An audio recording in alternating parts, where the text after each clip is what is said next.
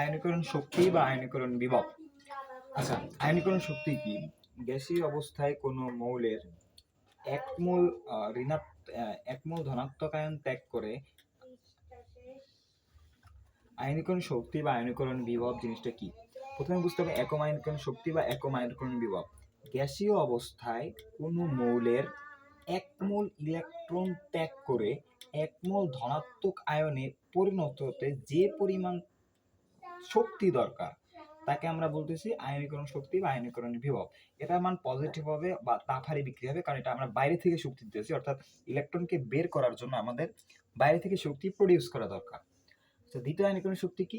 ওই যে আমরা যে ধনাত্মক আয়ন পরিণত করছি, ওই ধনাত্মক আয়ন থেকে, অর্থাৎ একক ধনাত্মক আয়ন থেকে এক মোল ঋণাত্মক আয়ন ত্যাগ করে দ্বিধনাত্মক আয়নে পরিণত হতে যে পরিমাণ শক্তি প্রয়োজন সেটাকে আমরা বলতেছি দ্বিতীয় আয়নীকরণ শক্তি।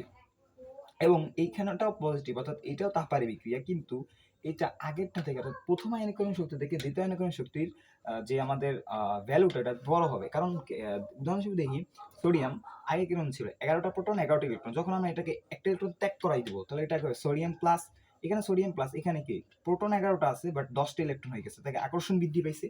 আকর্ষণ বৃদ্ধি পেলে আমার থেকে আগের থেকে আরো বেশি জোরে শক্তি প্রডিউস করতে হবে যাতে ও আরো দেরিতে যায়, অর্থাৎ আয়নীকরণ শক্তির মান বেশি হবে।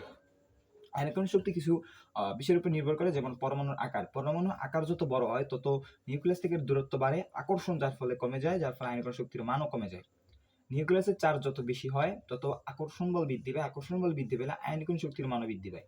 অর্ধপূর্ণ বা পূর্ণ অরবিটাল হলে কিছু উলট পালট হয়, যেমন বোরন এর পরে অবস্থিত, অর্থাৎ বোরনের সব থেকে বেশি আয়নীকরণ শক্তি হওয়ার কথা হলেও বেরিলিয়াম হয়, অক্সিজেন হওয়ার কথা হলেও নাইট্রোজেনের হয়, কারণ এটা অর্ধপূর্ণ অরবিটাল থাকে নাইট্রোজেনের।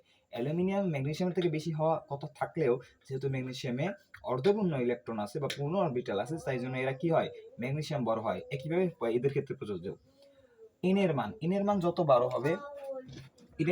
বড় হবে তত আমাদের হবে, যেমন এনের মান যত বড় হয় তত কিন্তু আমাদের নিউক্লিয়াস থেকে দূরত্ব বের হয়ে যায়, অর্থাৎ আকর্ষণ বল কমে যায়, যার ফলে আয়নীকরণ শক্তির মানও কমে।